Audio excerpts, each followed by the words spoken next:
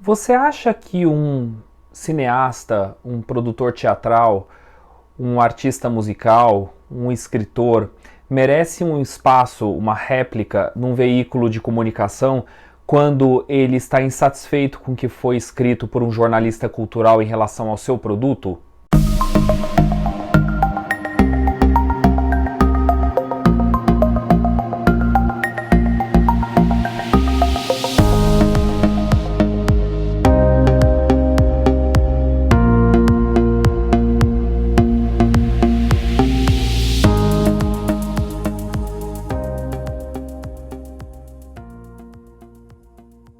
Esse é o tema do nosso episódio de hoje, o velho embate entre crítico e criticado.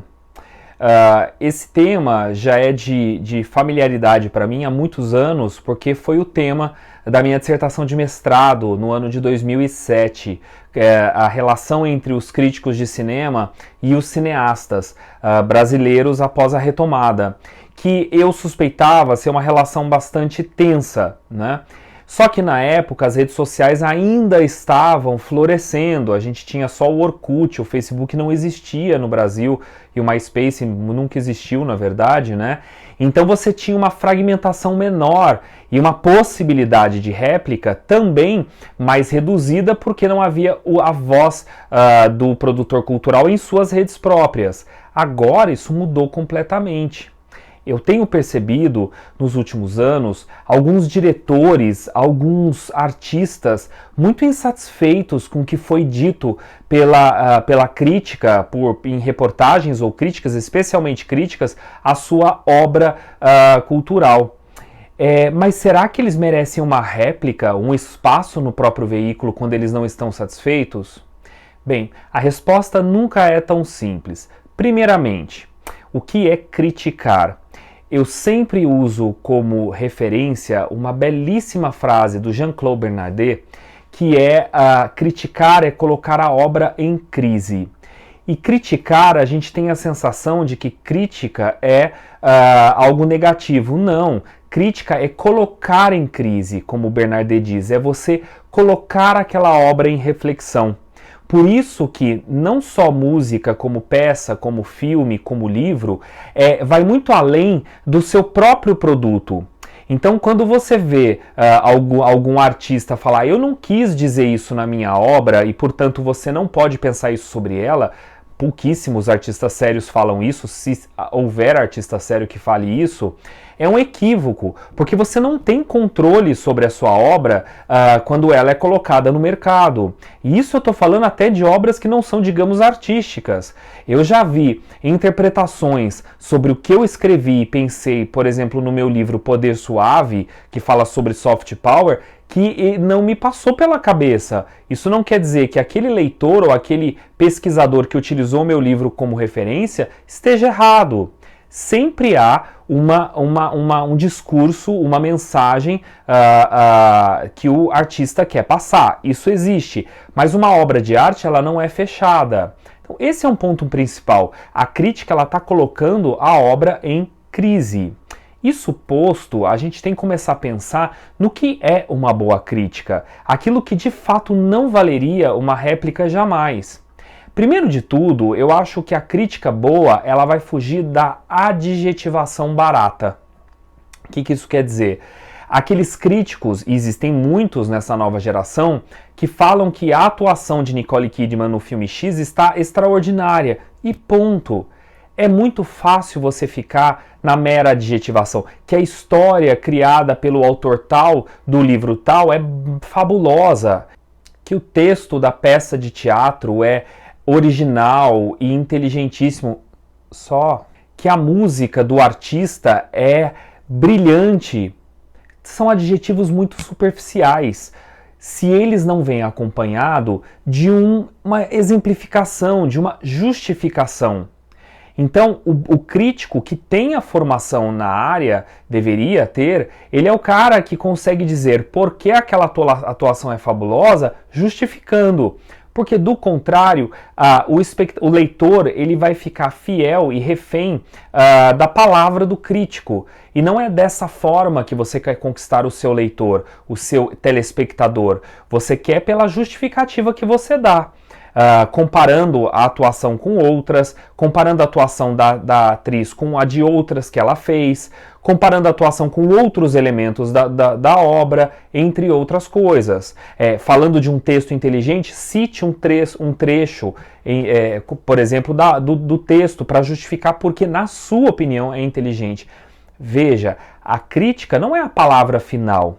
Eu me lembro de um famoso embate, de uma famosa discussão riquíssima, talvez tenha sido a última na imprensa cultural brasileira, de críticos que nos seus respectivos veículos estavam discutindo por que Cidade de Deus era o maior filme brasileiro dos últimos anos. Então, além da crítica que veio pontualmente com o lançamento do filme, depois vieram outros textos discutindo por que aquela era uma grande obra. E eu me lembro de uma crítica bem famosa de cinema, de um grande veículo de comunicação que diz: Cidade de Deus é o maior filme de todos os tempos, o maior filme brasileiro dos últimos anos e ponto final. Não existe ponto final, porque não existe palavra final quando a gente está falando de arte e de entretenimento. Não existe palavra final, verdade absoluta na física, não é? Não estão tentando há tantos anos, eu não sou um conhecedor da área, mas não estão tentando há tantos anos desqualificar a teoria da relatividade de Einstein, tentando provar que algo pode ser mais veloz do que a luz? Ora, é uma fórmula física, matemática, e mesmo assim não é uma verdade absoluta e eterna. Então, quando a crítica tem essas qualidades, não apelando para uma adjetivação supérflua, sem justificativa, não apelando para um mero factual e aí se escondendo nos dados e não emitindo uma opinião, mesmo que não seja a palavra final, quando a crítica tem estas qualidades, ela talvez não mereça uma réplica do artista, né? Então, mas por que então alguns cineastas, alguns artistas se sentem imbuídos de uma vontade de pedir ao veículo um espaço de réplica? Na minha opinião, e eu acompanho pelo menos a imprensa do Sudeste brasileiro com uma grande frequência e diariamente, eu tenho notado que e os artistas que fazem isso são porque se sentiram ofendidos ou com algum adjetivo cínico ou irônico do crítico ou com essa falta de justificativa. E aí, merece uma réplica? Eu ainda acho que não. Agora, a réplica ela é justificada se existe uma ofensa. Aí, é claro, isso não vale só para o jornalismo cultural.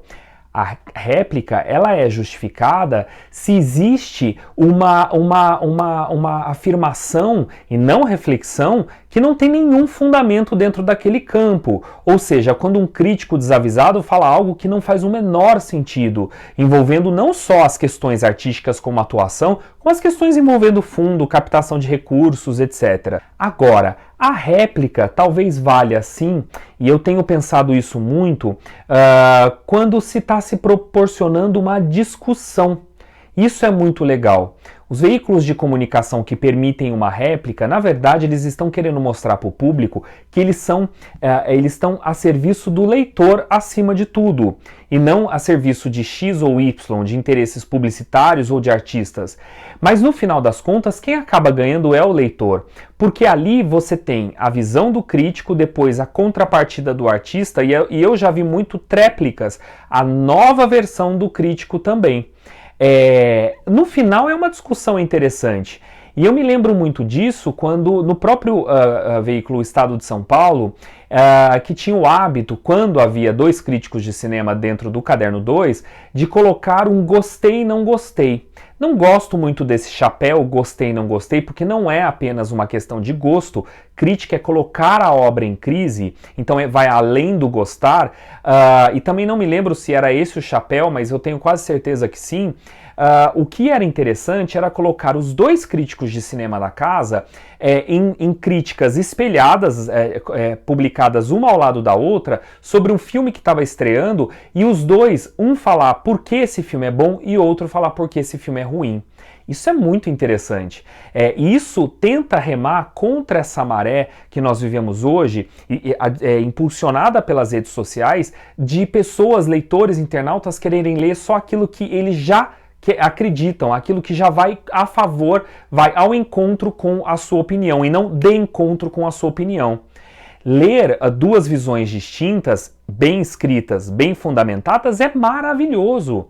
Aliás, esse é um ponto que eu falo muito para os meus alunos, que é uma das melhores maneiras de você praticar a crítica, de você ser um bom jornalista cultural, é ler aquilo que você não acredita. Então, isso sim talvez seria um bom serviço da réplica. E por fim, só um comentário. A ausência de pedido de réplica também às vezes é uma visão muito arrogante, porque muitos artistas se sentem ofendidos, mas não declaram, a críticas que consideraram a sua obra muito ruim, muito fraca, mas a obra acabou tendo um grande sucesso de público. É como se o sucesso de público fosse o atestado de que aquela obra é boa. Bom, gente, eu não vou citar nomes aqui, nem de obras, mas eu acredito que vocês já devem ter visto muitas peças, lido muitos livros, ouvido muitas músicas que não são hits de popularidade no Brasil e no mundo e que são excelentes. Assim como eu tenho certeza que vocês já viram muitas obras na televisão, no cinema, na literatura e de CDs e DVDs de músicos que são uma bomba e mesmo assim venderam muito. É claro que a gente não está jogando de lado o público. Óbvio que um público ainda mais pagante quer e faz um esforço para escolher algo que tenha qualidades. Por isso eu sempre rebato críticas dizendo que a comédia do cinema nacional é ruim. Não é. As comédias brasileiras têm méritos. Pode não ser um roteiro tão sofisticado, mas ali tem bons méritos. Um dia eu vou falar disso aqui no canal. E isso explica o sucesso de público, mas público não é a única questão que vai validar ou não o sucesso, uma obra. Portanto, quando pedir uma réplica porque o seu filme foi malfadado, ele não teve grande bilheteria e aquilo vai manchar, é ruim. Não pedir uma réplica quando você tem justificativa para pedir, porque o público abençoa a sua obra e, portanto, ela é boa e o crítico não tem razão, também é ruim.